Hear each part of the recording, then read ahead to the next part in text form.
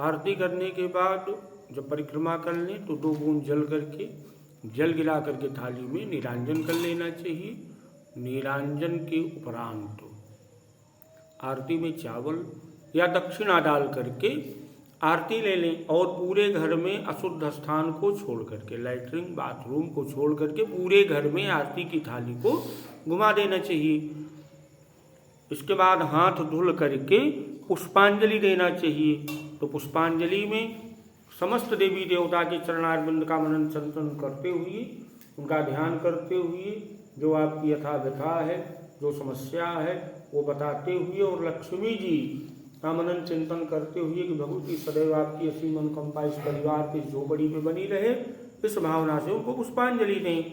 हरे ओम जगे न जगमय ग्रंथ देवासानि धर्माणि प्रथमान्यासन्नातिहनाकं महिमानः सचन्त यत्र पूर्वे साध्याः सन्ति देवा सेवन्तिका बकुलचम्बकपाटलाब्जे पुन्नागजातिकरवीररसालपुष्पैः बिलवप्रभात तुलसीदलमञ्जरीभिः त्वां पूजयामि जगदीश्वरि मे प्रसीद। नाना सुगन्धि पुष्पाणि यथा कालोद्भवानि च पुष्पाञ्जलिर्मया दत्त गृहाण परमेश्वरी। सुमन सुगन्धित सुमन लय सुमन सुगन्धयधार पुष्पांजलि अर्पण करो मायाप करो स्वीकार। मंत्र पुष्पांजलिं समर्पयामि गंगणपतये नमः। श्रीं श्रियै नमः। गणेश और लक्ष्मी जी के चरण के पास चढ़ा करके पुनः हाथ में चावल पुष्प आदि लेकर के पूजन हम आप करते हैं तो त्रुटियां स्वाभाविक हैं।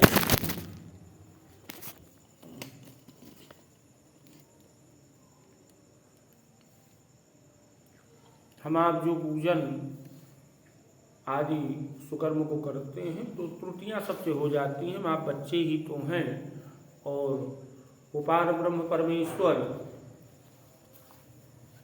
वो हमारे जगत पिता हैं, तो उनके समक्ष जो भी त्रुटियां हुई हों, माता जी के समक्ष जो भी पूजन आदि में त्रुटियां हुई हों, हाथ में चावल पुष्प आदि लेकर के उनसे क्षमा मांगना चाहिए।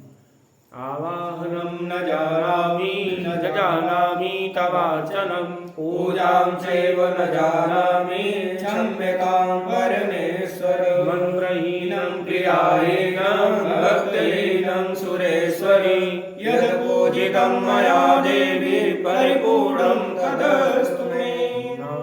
ना कुछ किया न कर सके ना कुछ करने योग्य, जो कुछ किया सो आपने माँ आप ही करने योग्य। दोनों हाथ को जोड़ कर मैं धरूं चरण में शीश। मैं तो कछु जानू नहीं माँ तुम देना आशीष। तन मन धन अर्पण करूं वेट करूं ज्ञानात। नमस्कार की भेंट है माँ जोड़ के दोनों हाथ। सिंह चढ़े दुर्गा मिले गरुड़ चढ़े भगवान। बैल चढ़े बाबा मिले माँ पूर्ण हो सब काम। सुखी हो संसार में दुखिया रहे न कोई। सारा जग सुखिया रहे जब माँ की शरणागत हो। सुमन सुगंधित सुमन लय सुमन सुगंधयधार पुष्पांजलि अर्पण करूं मायाप करो स्वीकार। क्षमा प्रार्थनां क्षमायाचनां समर्पयामि गंगणपतये नमः। श्रीं श्रियै नमः। क्षमा मांगने के उपरांत अगर आचार्य पुरोहित हैं तो वो या जो आप विशेषार्घ्य दिए हैं या स्वयं चंदन आदि का तिलक मस्तक पे लगा लें और रक्षा सूत्र का अलावा हाथ में बांध लेना चाहिए।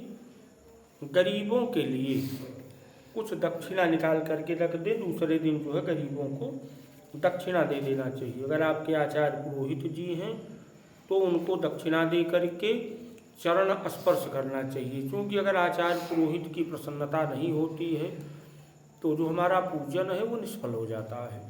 तो उनको प्रसन्न करने के लिए दक्षिणा दें, मीठा दें, वस्त्र दें और उनको प्रणाम करें, क्योंकि जो बहुमूल्य समय आचार्य पुरोहित का वृक्ष लग्न का होता है, स्थिर लग्न का होता है, अगर आपके यहाँ पूजन करवा रहे हैं, अपने घर में स्वयं पूजन नहीं कर रहे हैं, तो उन आचार्य पुरोहित के भी बच्चे हैं, परिवार हैं, तो उनको सब प्रेम भेंट अवश्य ही देना चाहिए।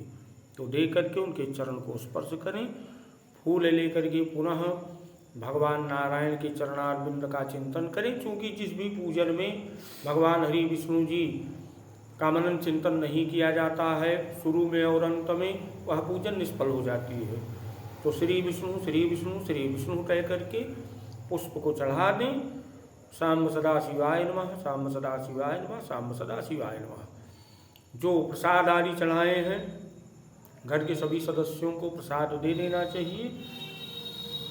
11 दीपक से 21 दीपक से व्यक्ति आरती उतारते हैं, भगवान जी को अर्पण करते हैं। तो अगर आपके यहाँ ये प्रथा है तो 11-21 दीपक से भगवान जी का पूजन वंदन अर्चन करें।